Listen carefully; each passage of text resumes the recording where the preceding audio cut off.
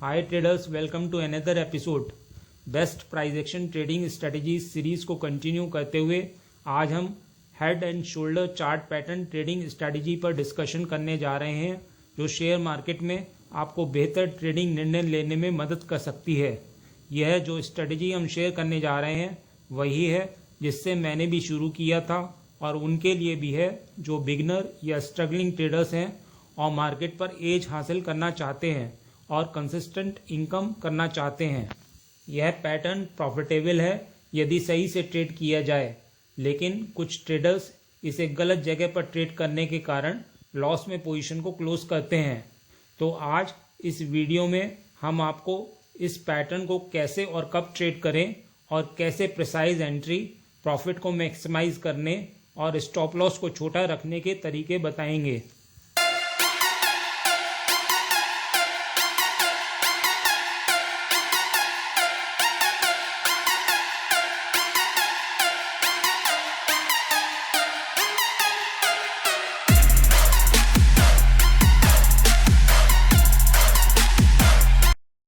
आगे बढ़ने से पहले मैं आपसे पूछूंगा एक क्वेश्चन जिसका आंसर आप सब लोग करोगे कमेंट सेक्शन में। क्वेश्चन ये है, कप एंड हैंडल पैटर्न किस स्पेसिफिक टाइम फ्रेम में बनता है? तो ये हैं आपके options. A 1 minute time frame, B daily time frame, C weekly time frame, D monthly time frame, या फिर E cup and handle pattern का कोई स्पेसिफिक टाइम फ्रेम नहीं होता। कमेंट सेक्शन में करिए उत्तर। जो लोग सही आंसर करेंगे कोशिश करूंगा कि उनके कमेंट को हार्ट दे दूं ताकि बाकी लोग समझ पाएं कि सही उत्तर क्या है। तो हमेशा की तरह यदि तथ्य अच्छे लगते हैं तो अपना सहयोग देने के लिए लाइक बटन को हिट करिए, और यदि आप नए हैं और कई एडवांस ट्रेडिंग नॉलेज प्राप्त करना चाहते हैं तो चैनल को सब्सक्राइब करिए। हेड एंड शोल्डर पैटर्न एक पॉपुलर टेक्निकल एनालिसिस पैटर्न है जिसका उपयोग पोटेंशियल ट्रेंड रिवर्सल पॉइंट्स की पहचान करने के लिए ट्रेडिंग में किया जाता है। यह एक ट्रेंड रिवर्सल पैटर्न माना जाता है और यह एक अप ट्रेंड के बाद बनता है, जिसमें 3 मुख्य भाग होते हैं, लेफ्ट शोल्डर, हेड और right shoulder. Pattern higher high और हायर लो की सीरीज के रूप में शुरू होता है, जो कि क्लासिक अप ट्रेंड की परिभाषा है। यह सीक्वेंस तब बदल जाता है जब एक लो पॉइंट बनता है जिसका अप्रॉक्सीमेट वैल्यू पिछले लो के समान ही होता है। लेफ्ट शोल्डर और पैटर्न का हेड अब पूरी तरह से बन गया है।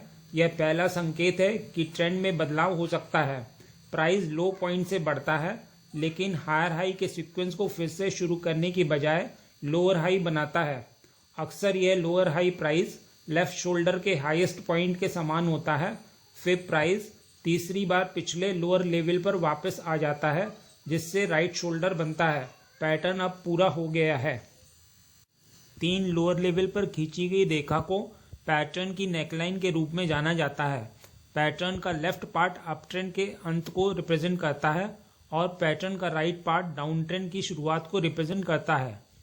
इसलिए ध्यान रखें कि किसी भी रिवर्स पैटर्न की लोकेशन महत्वपूर्ण है और एक पैटर्न को उसके पहले के प्राइस एक्शन से परिभाषित किया जाता है। फॉल सिग्नल के रिस्क को कम करने के लिए वेरियस टेक्निकल इंडिकेटर्स और अन्य फैक्टर के माध्यम से पैटर्न को कंफर्म करना आवश्यक है। वॉल्यूम एनालिसिस कंफर्मेशन टूल इनमें से एक है। यदि वॉल्यूम बढ़ने पर हायर हाई बनता है तो इसे अप ट्रेंड में सामान्य माना जाता है, लेकिन हेड एंड शोल्डर पैटर्न के आइडियल सिनेरियो में प्रत्येक सक्सेसिव पीक पर वॉल्यूम कम हो जाता है। आदर्श रूप से हायर हाई जो हेड पीक है का वॉल्यूम पिछले हाई जो लेफ्ट शोल्डर है से कम होना चाहिए। जैसे ही राइट शोल्डर बनता है, तीसरे पीक पर वॉल्यूम और कम हो जाना चाहिए। यह बुल्स के उत्साह की कमी को दर्शाता है, जो हायर प्राइस पर बाइंग जारी रखने की इच्छा को खो चुके हैं। डाइवर्जेंस एनालिसिस कंफर्मेशन टूल इनमें से दूसरा है। नेगेटिव डाइवर्जेंस तब होता है जब किसी एसेट का प्राइस अप ट्रेंड के दौरान ऊपर की ओर होता है और आरएसआई नीचे की ओर जाता है। अक्सर आप लेफ्ट शोल्डर और हेड के बीच एक डाइवर्जेंस पैटर्न देखेंगे, जैसा कि इस उदाहरण में है।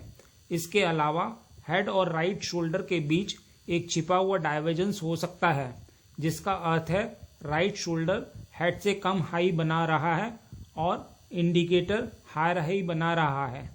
शॉर्ट ट्रेड के लिए एक कंजर्वेटिव एंट्री अप्रोच है जिसमें नेकलाइन के नीचे प्राइस के क्लोज होने की प्रतीक्षा करना है और फिर नेकलाइन के ठीक नीचे शॉर्ट सेल का ऑर्डर देना है।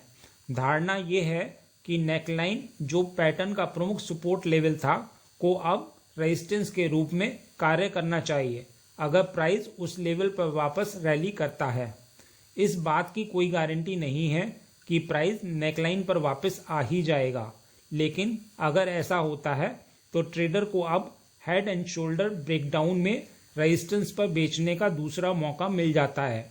अब प्रश्न ये उठता है कि यदि हेड और शोल्डर ब्रेक हो जाता है तो हमें प्राइस में कितनी गिरावट की उम्मीद करनी चाहिए। इस स्ट्रक्चर का साइज ट्रेड के पोटेंशियल टारगेट के साथ सीधा संबंध रखता है, इसलिए यह समझना महत्वपूर्ण है कि हेड एंड शोल्डर पैटर्न के साइज को कैसे मेजर करें। ऐसा करने के लिए आपको हेड हाई और नेकलाइन के बीच की दूरी मेजर करनी होगी। अब जब आपके पास चार्ट पर हेड एंड शोल्डर पैटर्न का साइज है तो आपको इस लंबाई को प्रारंभिक ब्रेकआउट मतलब नेकलाइन से शुरू करके नीचे की ओर लागू करना चाहिए। यह वह प्रोजेक्शन टारगेट है जिसकी आपको हेड एंड शोल्डर सेटअप का ट्रेड करते समय अपेक्षा करनी चाहिए। अब प्रश्न ये उठता है कि स्टॉप लॉस कहाँ रखें। Head and shoulder trade setup का उपयोग स्टॉप लॉस ऑर्डर के साथ किया जाना चाहिए। हेड एंड शोल्डर पैटर्न किसी भी अन्य पैटर्न की तरह 100% सक्सेस रेट प्रदान नहीं करता है, इसलिए यदि प्राइस आपके विरुद्ध चलता है तो आपको अपने ट्रेडिंग अकाउंट को प्रोटेक्ट करना चाहिए। आपके स्टॉप लॉस ऑर्डर के लिए ऑप्टिमल प्लेस चार्ट पर राइट शोल्डर के थोड़ा सा ऊपर है। तो ट्रेडर्स, हमने अभी तक यह सीख लिया कि हेड एंड शोल्डर पैटर्न को कैसे आइडेंटिफाई करें, कैसे पैटर्न को कंफर्म करें, कहां एंट्री ढूंढें, कैसे टारगेट प्रोजेक्ट करें और कहां स्टॉप लॉस रखें। लेकिन अब प्रश्न यह उठता है कि नेकलाइन पर एंट्री कैसे बनाएं। तो मैं यहां आपके साथ कुछ एंट्री ट्रिक्स और टिप्स शेयर करने जा रहा हूं। हेड एंड शोल्डर पैटर्न की एंट्री ट्रिक्स में एक वॉल्यूम कंफर्मेशन की एंट्री ट्रिक है। जब प्राइस नेकलाइन के नीचे हो तो वॉल्यूम पर ध्यान देना चाहिए। ब्रेकआउट के दौरान ट्रेडिंग वॉल्यूम में वृद्धि पैटर्न की वैलिडिटी की एडिशनल कंफर्मेशन प्रदान करता है। हमारा स्टॉप लॉस राइट शोल्डर के थोड़ा सा ऊपर होगा और प्रॉफिट टारगेट इस नेकलाइन और हेड की दूरी के जितना रखना चाहिए। हेड एंड शोल्डर पैटर्न की एंट्री ट्रिक में एक रीटेस्ट एंट्री की एंट्री ट्रिक है। कभी कभी प्राइस नीचे जाने से पहले रेजिस्टेंस के रूप में नेकलाइन को फिर से टेस्ट करने आ सकता है। यह रीटेस्ट बेटर प्राइस पर लॉन्ग पोजीशन में प्रवेश करने का अवसर देता है। यहाँ हमारा स्टॉप लॉस राइट शोल्डर के थोड़ा सा ऊपर होगा और प्रॉफिट टारगेट इस नेकलाइन और हेड की दूरी के जितना रखना चाहिए। अभी तक हमने traditional head and shoulder pattern के बारे में बात की। एक inverted head and shoulder pattern भी होता है जो एक बुलिश रिवर्सल पैटर्न है। इस सिनेरियो के लिए भी यही कॉन्सेप्ट काम करता है, बस इनमें हम बाइंग अपॉर्चुनिटी ढूंढते हैं। कुछ प्रमुख जानकारियां हैं जो मैं आपके साथ शेयर करने जा रहा हूं।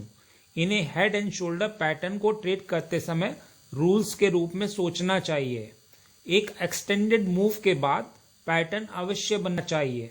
यदि यह एक एक्सटेंडेड मूव के बाद बनता है तो यह एक बेयरिश रिवर्सल पैटर्न हो सकता है। डबल चेक करने का एक तरीका यह सुनिश्चित करना है कि फॉर्मेशन के लेफ्ट ओर इमीडिएट कोई स्विंग हाई तो नहीं है। इस उदाहरण में लेफ्ट एरो पर ध्यान दें। किसी भी बियरिश रिवर्सल पैटर्न को ट्रेड करते समय आपको यही देखना चाहिए। कोई भी शोल्डर हेड से ऊपर नहीं होना चाहिए। हेड हमेशा लेफ्ट और राइट शोल्डर के ऊपर रहना चाहिए और हालांकि कितना हाई हो उसके लिए कोई एग्जैक्ट रूल नहीं है। हाई है यह एक शार्प नजर से स्पष्ट होना चाहिए। लेफ्ट और राइट शोल्डर कुछ हद तक ओवरलैप होते हैं। प्रत्येक शोल्डर को एक ही हॉरिजॉन्टल प्लेन का भाग शेयर करना चाहिए। उन्हें पूरी तरह से ओवरलैप करने की आवश्यकता नहीं है, लेकिन उन्हें हाइलाइटेड एरिया के कुछ हिस्से को शेयर करने की आवश्यकता है। नेकलाइन हॉरिजॉन्टल या असेंडिंग होनी चाहिए, लेकिन कभी भी डिसेंडिंग नहीं होनी चाहिए। यदि आपको ऐसे हेड एंड शोल्डर मिलते हैं जहां नेकलाइन ऊपर लेफ्ट ओर से नीचे राइट ओर जाती है, तो यह वीक रिवर्सल पैटर्न का संकेत है। आप ट्रेडिंग से दूर रह सकते हैं। इसकी बजाय आपको एक असेंडिंग नेकलाइन देखनी चाहिए। मेरे अनुभव में नेकलाइन जितनी स्टीपर होगी, ब्रेकआउट और रिवर्सल उतना ही अधिक एग्रेसिव होने की संभावना है। तो ट्रेडर्स कंसिस्टेंट प्रॉफिट बनाने के लिए अभी तक बताई गई स्ट्रेटजीज और एंट्री ट्रिक्स का जानना बहुत जरूरी है, क्योंकि एंट्री कंफर्मेशन के समय भी यह पैटर्न बहुत काम आते हैं। यदि आप अभी तक इनसे अननोन हैं, तो आप डिस्क्रिप्शन में दिए गए वीडियो लिंक से उन्हें देख सकते हैं। बस इतना ही इस वीडियो में। उम्मीद करता हूँ इस वीडियो में दी गई जानकारी आपके लिए उपयोगी रही होगी। यदि हाँ, तो लाइक बटन को हिट करिए, और यदि आप नए हैं तो चैनल को सब्सक्राइब करिए। मिलते हैं नेक्स्ट एपिसोड में।